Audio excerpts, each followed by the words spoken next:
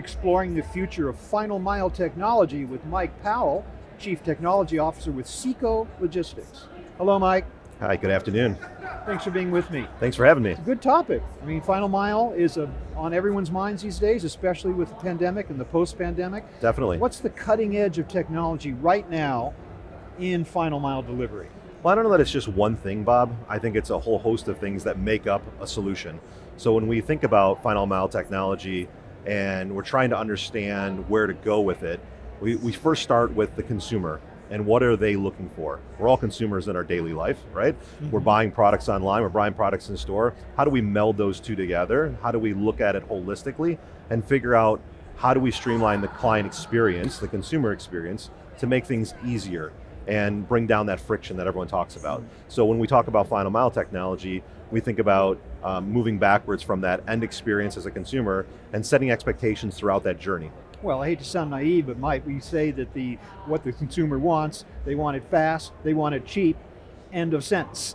Well, I think is it more complicated than that? I think it is, because not every product necessarily requires that 2-day service that we've all become accustomed to. Right. There are obviously certain products that make sense for that, but there are certain categories and products and services that don't necessarily rely just on speed. It's more about the holistic experience. Mm-hmm. So if you're buying a mattress online these days, you necessarily need that in 2 days? Not necessarily, but you want the haul away. You want a white glove experience. You want to know when it's coming so you can schedule your life around those deliveries and make sure that you have the right people there. You've done the proper work ahead of time so that the experience and the final solution is what you subscribe for.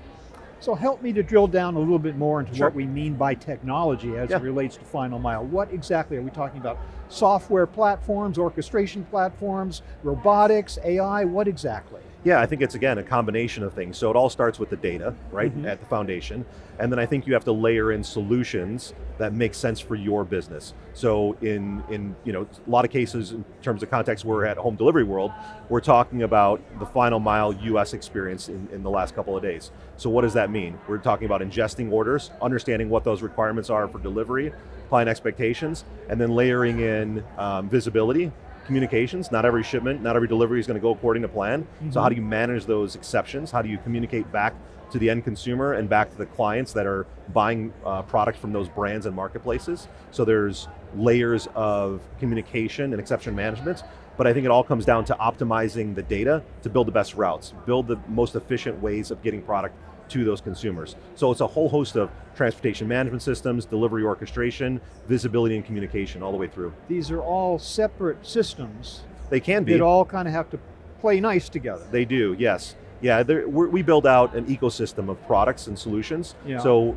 I think certain aspects of transportation and logistics, there is a one-size-fits-most approach. Mm-hmm. I think when it comes to final mile tech and consumer expectations, there isn't just one approach. So I think it's a myriad of a compilation of applications or technologies that work together in a seamless manner. So it appears to be one, but it comes across underneath it comes across as multiple layers that you have to push together to make sure that your experience at the end of the day really is meeting those expectations.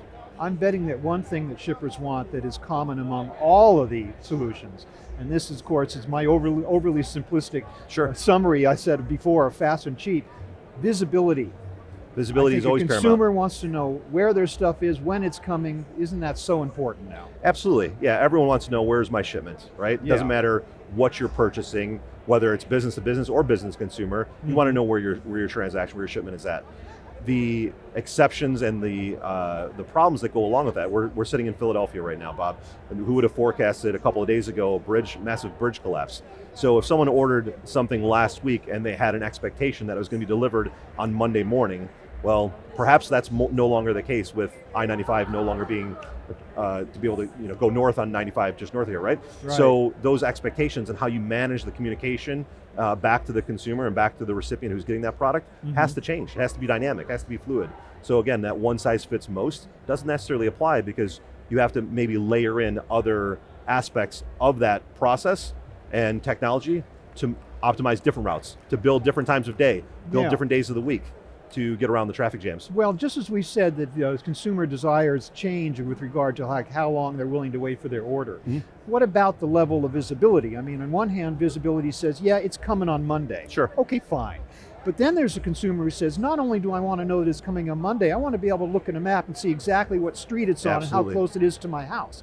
How, that may not be the case with every consumer, right? Correct. But that level of transparency is definitely king in certain brands and certain commodities. So that's where is my shipment, when is it arriving, but getting very micro into where is it at in my neighborhood, what stop am I, how long, is it 20 minutes out, is it 2 hours out, so that they can plan their day accordingly. Absolutely, that level of transparency exists and must be present in certain situations. I think the other thing you bring up is, there are different aspects of final mile delivery. So retail is evolving, right? A lot of people thought retail is dead. Retail is just evolving. So how do we merge e-commerce and the new retail into what we're like, McKinsey has coined next commerce, right? So we're trying to figure out how do those stores, how do those distribution points become pickup points for consumers? So maybe they order something and they don't want to wait the 2 days.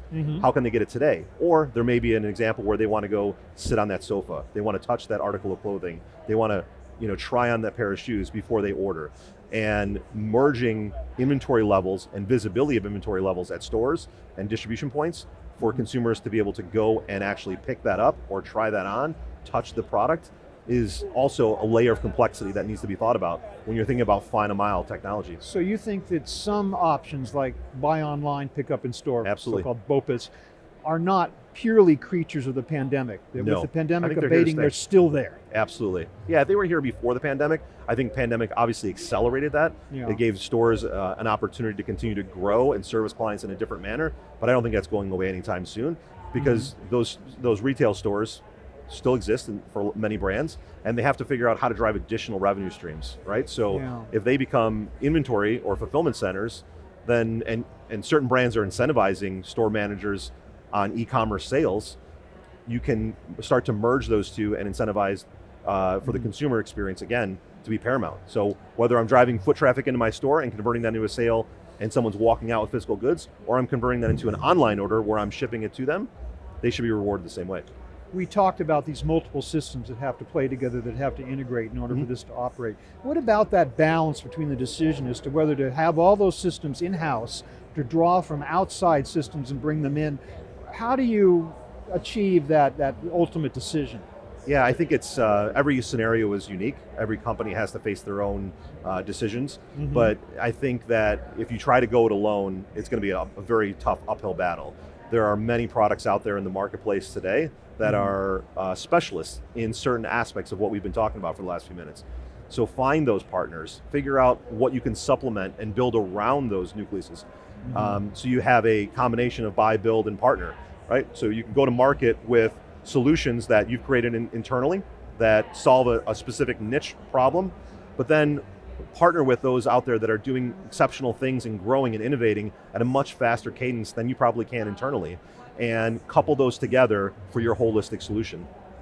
Thanks so much, Mike, for talking to me for a brief moment here about the future of final mile technology. I really appreciate your insights. Yeah, thanks for But I'd like to ask you for a moment about SEKO Logistics specifically. Sure. What are you guys providing in this area of final mile technology, and how are you handling it? Absolutely. So we're a 47-year young company, we like to say, that just happens to be headquartered in the suburbs of Chicago. But we're a global organization. We're in 62 countries around the world. And when we think about final mile technology, we don't think about it just in the context of the US. We think about global final mile.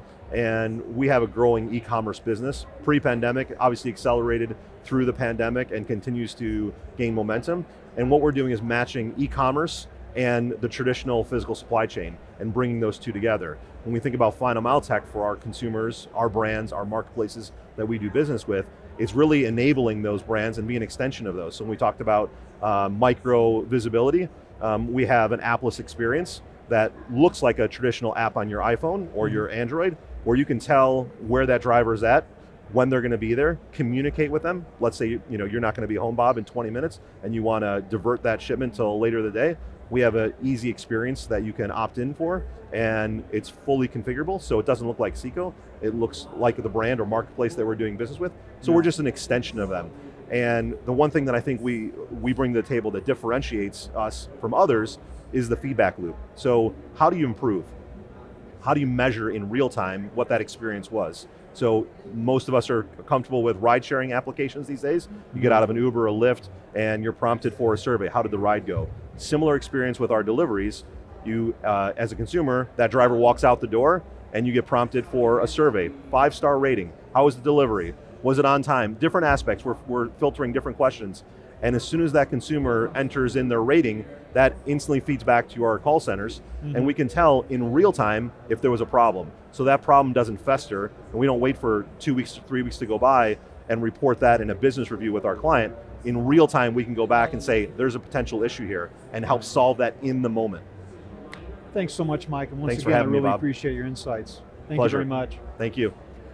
I've been speaking with Mike Powell of SEKO Logistics. Thank you very much for watching.